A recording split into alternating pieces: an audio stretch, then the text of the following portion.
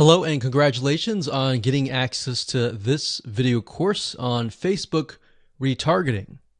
Okay, so this is video number 1, which is the introduction and getting started. So before we get started, I want to give you a quick overview of what's inside this video course so you know exactly what to expect. So obviously this is video number 1. Video number 2 is going to be a visual map of Facebook retargeting. And what that includes is I'm going to show you how Facebook retargeting works. And a lot of times people jump straight into showing you how to set things up. But unless you really understand how everything fits together, what connects to what, and all of that, it's really going to become confusing. Because if you set things up like an email opt-in retargeting campaign or a blog post campaign, or a purchase retargeting campaign, every one of those is different. So once I show you the basics via a visual map, that's when we show you some real life examples in video number 3.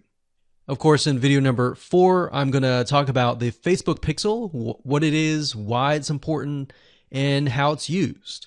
And of course, from that point, we'll move to video number 5 and talk about how to add the pixel to your website, whether you're using WordPress, ClickFunnels, Lead Pages, or any other landing page builder. Video number 6 will talk about pixel variables and settings, otherwise known as standard events, such as how do you tell Facebook that somebody has landed on your page, somebody has converted into a lead, somebody has added the product to their shopping cart. Maybe you want to find people who have added things to the cart but have not yet purchased so that you can show an ad to them, remind them that they are interested in that purchase, and perhaps give them some sort of discount as well. Video number 7, we're going to talk about custom audiences, which are essentially lists or segments of people that you have targeted. And when you create your Facebook ad, you can then target that specific custom audience and show that specific ad to that audience. And then of course in video number 8, we'll have some practical application and show you how to create these custom audiences.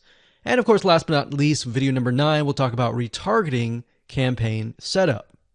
All right, so let's talk about mindset, because I'm a big believer of having the right mindset before you get started. I want you to realize that you're not going to make a sale. You're not going to get leads right away just by setting up a Facebook retargeting campaign. Converting visitors really does take time. And to be realistic, sometimes 12 to 17 times of touch points, meaning you have to get in front of them 12 to 17 times before they will buy. So I want to make sure that you don't expect an immediate action or an immediate sale. Now, to get started, you're going to need these things. You're going to need to have a Facebook ad account.